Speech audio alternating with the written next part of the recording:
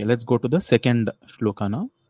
The first one, the first shloka describes the face of goddess Lalita and how one remembers the face. Pratah smarami, or why I remember early in the morning. And the second shloka, it says Pratah bhajami. The entire shloka goes Pratar bhajami Lalita bhujakalpavallim raktanguliya lasadanguli pallavadhyam Manikya Hema Valayangada Shobhamanam Manikya Hema Valayangada Shobhamanam Pundrekshu Chapa Kusumeshu Srinim Dadhanam. One more time. Pundrekshu Chapa Kusumeshu Srinim Dadhanam. I hope this was clear. We'll look at the individual word by word meanings of this. Prataha, as you all know by now, is at the break of dawn or early in the morning. Bhajami means I worship. Prataha bhajami. Lalita bhuja kalpavallim. Lalita is goddess Lalita. Bhuja are arms. And kalpavalli is, kalpa is creation, or which grants, which bestows or creates. Valli is a creeper or a vine, the plant that entwines. So it's in this first line, the arms of goddess Lalita are being compared to a wish-fulfilling creeper or a vine. There's a story of there being wish-fulfilling trees, wish-fulfilling creepers called as Kalpavriksha or Kalpavalli or Kalpataru. So in this shloka, Adi Shankaracharya is comparing the goddess's arms with the wish-fulfilling creeper or Kalpavalli. How is that? How are those arms? This comparison goes even further, saying these arms, Rakta Anguliya. Rakta is red, and Anguliya are the fingers. Lasat. Lasat is again beautiful, shining. Ratnanguliya, Lasad, Anguli, Pallavadhyam. Pallava are tender shoots, or these baby leaves that sprout. The shoots, which are reddish in color, when they immediately sprout, they are reddish shoots. So Rakta Anguliya. So her fingers, which are reddish in color, of a reddish hue, resemble the tender sprouts that are coming on off of this Kalpavalli, of this tender creeper, which is being compared with her arms.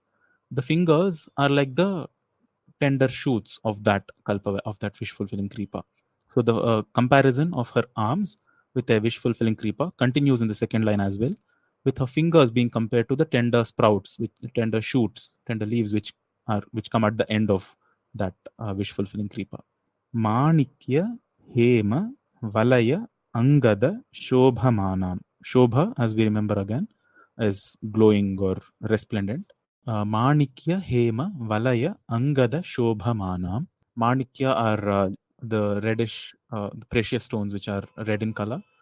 Hema is gold. Valaya is a bangle, the ornaments worn around the wrists and around the upper arms, which are armlets as they're called. They are Angada. So Valaya and Angada, made of Hema, gold, studded with Manikya, corals. Shobhamanam.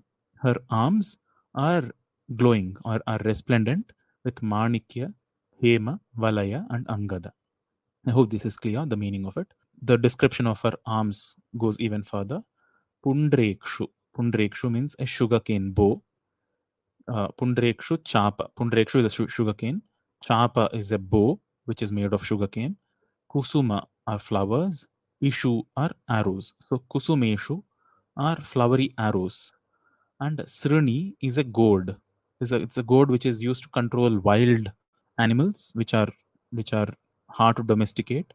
A gourd is supposed to bring such wild and hard to domesticate animals under control. It's usually used for wild elephants and stuff to bring them, to keep them under control. That is a Srini. It's a pointed weapon. Dadhana is the one who holds. The weapons that all of these deities hold are very symbolic.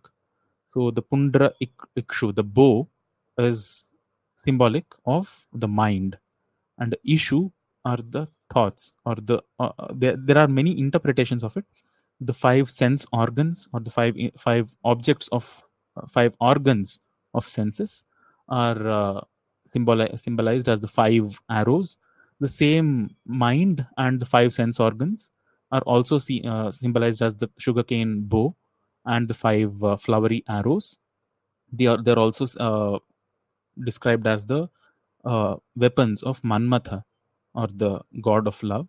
So even goddess Lalitha holds in her hands a sugarcane bow and 5 arrows, which are representative of the mind and the 5 sense organs, and Srini, which is a weapon of control, uh, and Pasha. There's another weapon in her hand. She has 4 hands with all these 4 weapons, which are very symbolic of having absolute mastery over all aspects, all human faculties. So she is symbolized as a goddess who is the pinnacle of human evolution, with absolute mastery over one's own self and all the capabilities that one has. So in this entire shloka, as you can see, is a beautiful description and a praise of the goddess's arms. So we started with her face, and now in this second shloka, this shloka is going to describe the goddess's arms. I hope the meaning of it is clear. The summary of it is: Pratah bhajami, I worship early in the morning. Lalita bhuja kalpavalli, the wish-fulfilling creeper-like arms of goddess Lalita. Raktanguliya lasadanguli pallavadhyam.